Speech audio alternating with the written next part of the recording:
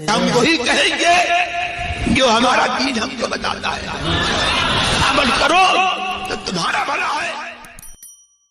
اور جس نے میرے ذکر سے روگردانی کی تو بے شک اس کے لیے زندگی تنگ ہوگی، اور ہم اسے قیامت میں اندھا اٹھائیں گے۔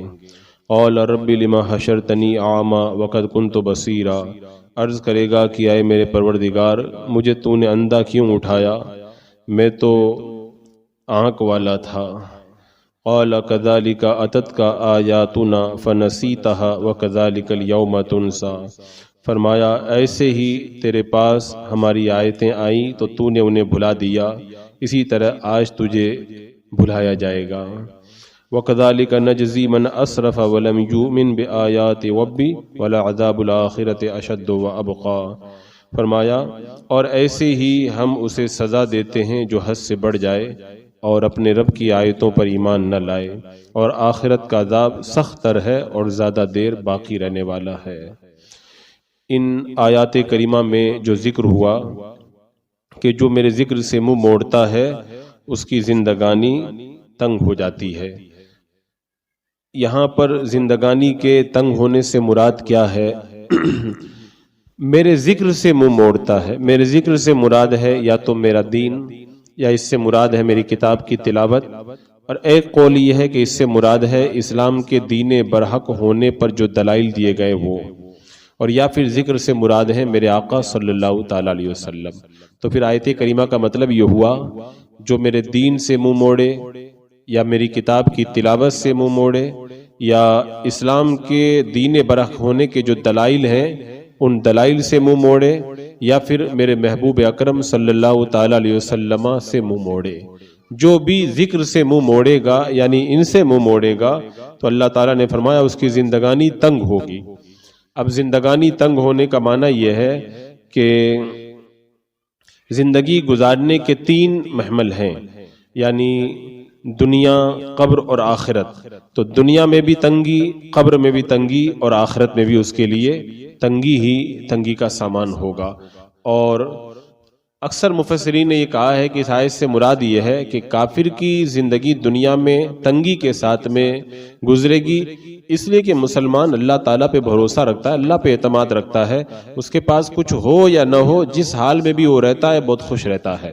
اللہ تعالیٰ خود فرماتا ہے من عمل صالحا من ذکر او انثی وهو مؤمن فلنحینہ حیاتا طیبہ، جو شخص نیک عمل کرے چاہے وہ مرد ہو یا عورت بشرطے کہ وہ ایمان والا ہو تو ہم اس کو ضرور اچھی اور پرسکون زندگی کے ساتھ میں زندہ رکھیں گے۔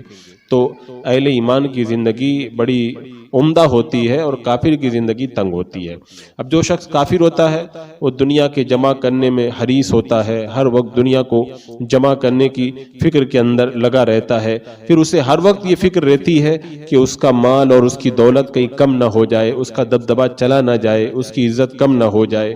آپ دیکھ لیں بڑے بڑے جو دنیا کے جو سپر پاور طاقتیں ہیں وہ اتنے مال و دولت اور اتنا پاور رکھنے کے باوجود بھی ان کی زندگی تنگ ہے۔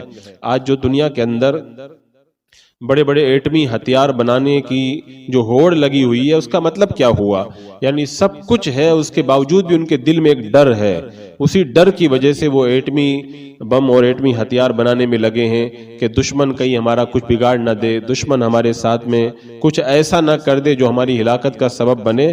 تو غرض کے دنیا کے اندر بظاہر طاقتور اور خوشحال نظر آنے والے اندر سے کھوکھلے ہیں، اور اندر سے ان کے دل کے اندر سکون نہیں ہے، اسی لیے وہ ہر وقت یہ بے چینی کا شکار ہے۔ اور اللہ تبارک و تعالیٰ نے خود قرآن پاک میں ارشاد فرمایا کہ وَضُرِبَتْ عَلَيْهِمُ الذِّلَّةُ وَالْمَسْكَنَةُ وَبَاءُوا بِغَضَبٍ مِّنَ اللَّهِ، اور ان پر ذلت اور مسکینی مسلط کر دی گئی ہے، وہ اللہ کے غضب کے ساتھ لوٹے کیونکہ وہ اللہ کی آیتوں کے ساتھ کفر کرتے ہیں۔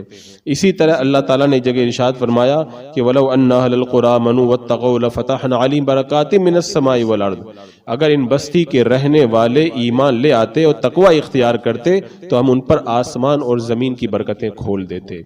تو ایمان کے اندر زندگی میں خوشحالی ہوتی ہے اور کفر کے اندر بدحالی اور زندگی تنگ ہوتی ہے۔ ہاں البتہ یہاں پر ایک سوال ذہن میں یہ ہو سکتا ہے کہ قرآن پاک کی آیتوں سے تو یہ پتہ چلتا ہے کہ کافروں کی دنیا میں زندگی تنگ ہوگی، اور مسلمان خوشحال ہوں گے، لیکن ہم دیکھتے معاملہ الٹا ہے۔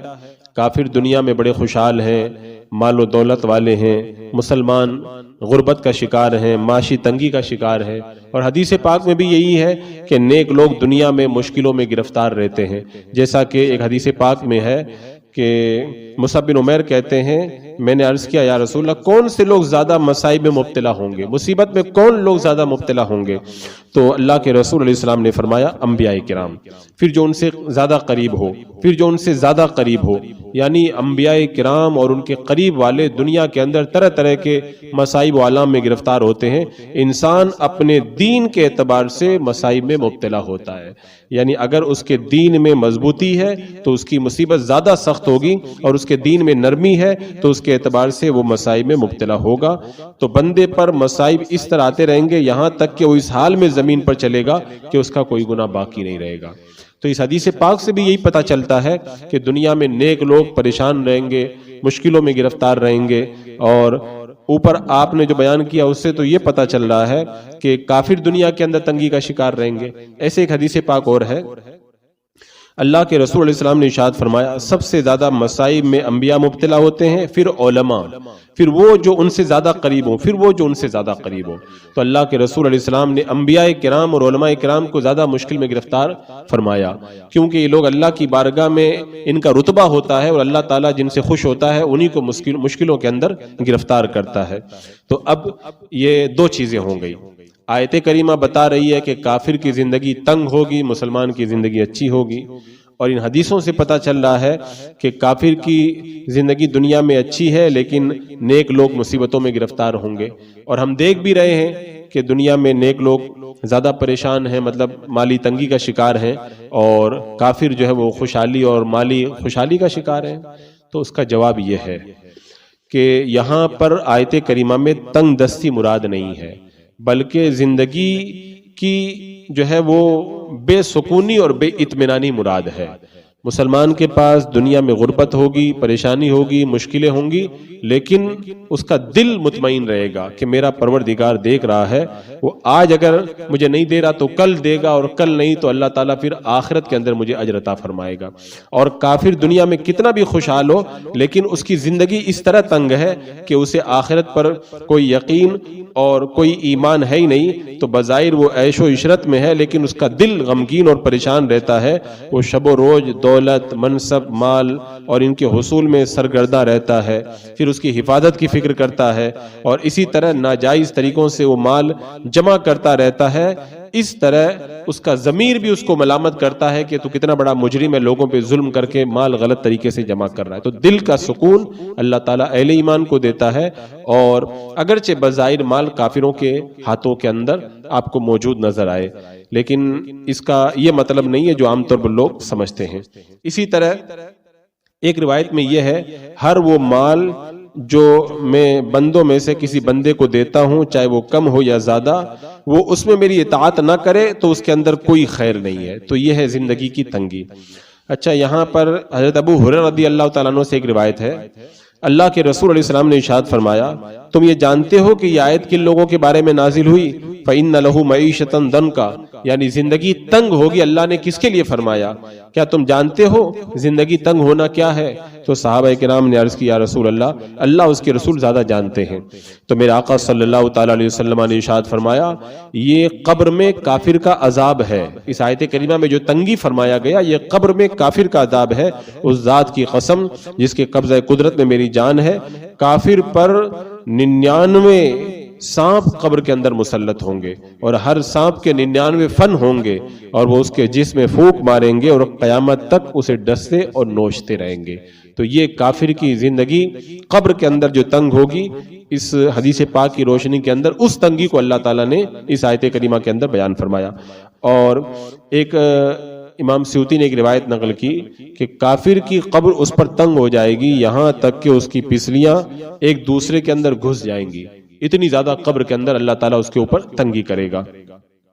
اور حضرت ابن عباس رضی اللہ تعالیٰ عنہ سے روایت ہے کہ کافر کی زندگی دوزخ میں بڑی سختی کے ساتھ میں گزرے گی.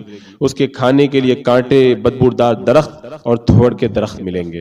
اور پھر حضرت ابن عباس رضی اللہ تعالیٰ عنہ نے فرمایا کہ معیشت تنگ یہ ہے کہ کافر پر خیر کے دروازے تنگ کر دیے جائیں گے اور وہ کسی خیر کے دروازے کو نہیں پائے گا. اور امام رازی فرماتے ہیں کہ حضرت شیخ شبلی رحمۃ اللہ تعالی علیہ سے پوچھا گیا کہ رسول اللہ صلی اللہ تعالی علیہ وسلم کے اس فرمان کا مطلب کیا ہے کہ تم اہل بلا کو دیکھو تو اللہ تعالیٰ سے عافیت طلب کرو، یعنی مصیبت میں گرفتار کسی کو دیکھو تو اللہ تعالیٰ سے عافیت مانگو.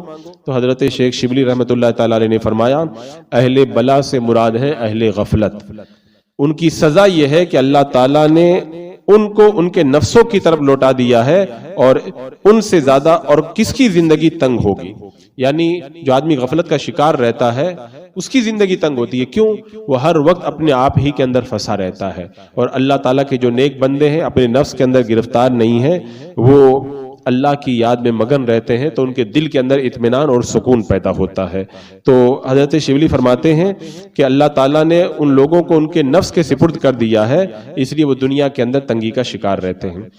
ایک مراد یہ ہوگی. اور اگر مراد یہ لیا جائے کہ کافر دنیا، قبر اور آخرت میں تنگی کی زندگی گزارتا ہے تو اس کی ایک دلیل اور ہے. حضرت علی رضی اللہ تعالیٰ عنہ بیان کرتے ہیں کہ اللہ کے رسول علیہ السلام نے ارشاد فرمایا کہ گناہ کی سزا 3 طرح کی ہوتی ہے. پہلی سزا معیشت کا تنگ ہو جانا، روزی روٹی کم ہو جانا. دوسری سزا بہت زیادہ مشکلات میں گرفتار ہونا، طرح طرح کی پریشانیاں اس کے اوپر آنا.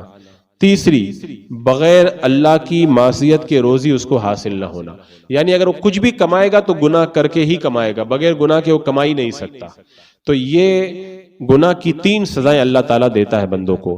اگر روزی میں تنگی ہو جائے یا مشکلیں زیادہ آئیں یا حرام طریقے سے روزی آئے تو سمجھ جاؤ کہ اللہ کا عذاب ہے، اور کافر جو ہے وہ ان تنگیوں کے اندر گرفتار ہوتا ہے. اس کے بعد میں فرمایا قیامت، اچھا جو اس آیت کریمہ میں آگے ارشاد فرمایا قیامت کے دن اس کو ہم اندھا کر کے اٹھائیں گے. اب اندھے سے مراد کیا ہے؟ تو اگر اندھے سے مراد یا تو یہ ہے کہ دلیل کے اعتبار سے اندھا ہونا، یعنی قیامت کے دن ان کے پاس میں کوئی حجت اور کوئی دلیل نہیں ہوگی کافر کے پاس، اور وہ کہے گا اے میرے رب تو نے مجھے اندھا کیوں اٹھایا حالانکہ دنیا میں دیکھتا تھا. تو اللہ تعالیٰ فرمائے گا تیرے پاس دنیا میں میری نشانیاں آئی، تو نے ان کو بھلا دیا، تو آج تیری طرف کوئی توجہ نہیں دی جائے گی.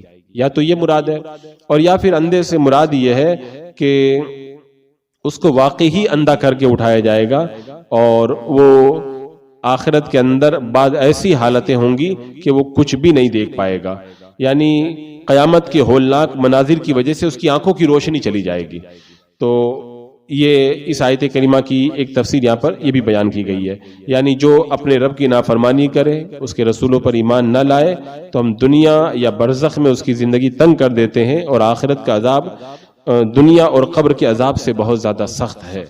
دنیا کا عذاب تو اس کے سامنے کچھ بھی نہیں ہے، آخرت کا عذاب تو قیامت کے میدان کے اندر جو اس کو دیا جائے گا وہ اتنا زیادہ سخت ہے کہ مفسرین کرام نے اس سلسلے کے اندر جو روایتیں نقل فرمائی، بندہ اگر اس کو سن لے تو اس کے رونگٹے کھڑے ہو جائے.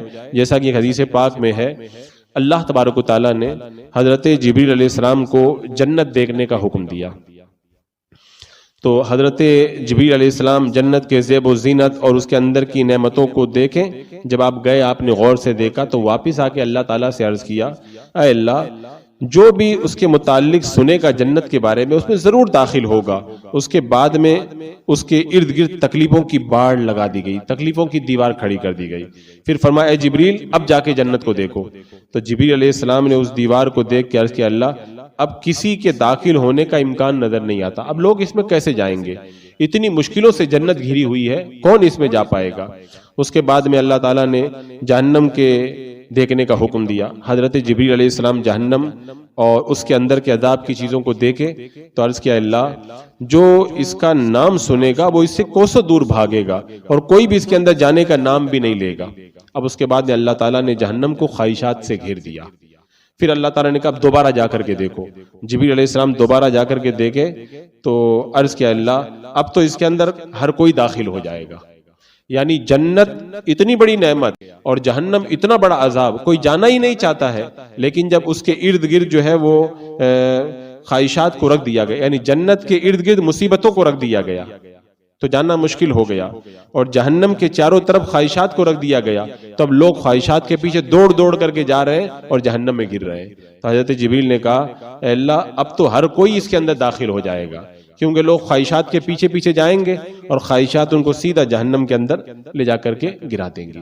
تو آج ہم دیکھ لیں لوگ جو خواہشات کے پیچھے پڑتے ہیں وہ جہنم میں جانے کا سامان کرتے ہیں، اور جو مشکلوں میں گرفتار ہیں وہ تھوڑے دنوں کی مشکل ہے، آخر میں انشاءاللہ وہ جنت کے اندر داخل ہوں گے۔ ایک روایت میں ہے کہ جب جہنمیوں کو جہنم کی طرف روانہ کیا جائے گا تو ان کا استقبال زبانیہ کریں گے۔ زبانیہ یہ فرشتوں کا نام ہے جو زنجیروں اور توق کو لے کر کے کھڑے رہیں گے اور ان آنے والے جہنمیوں کا استقبال کریں گے، اور ایک زنجیر جہنمی کے منہ میں ڈال کر کے اس کے پیچھے کے راستے سے نکالی جائے گی، اور بایاں ہاتھ گردن سے باندھ دیا جائے گا اور دایاں ہاتھ اس کے منہ میں داخل کر کے اس کے دونوں کندھوں کے درمیان سے پھاڑ کر کے نکالا جائے گا، پھر اسے بیڑیوں کے اندر جکڑ کر کے ایک شیطان کے ساتھ میں کھینچ کر کے جہنم میں لے جایا جائے گا، اور فرشتے اسے لوہے کے چابک سے مار مار کر کے جہنم کے اندر ڈھکیل دیں گے۔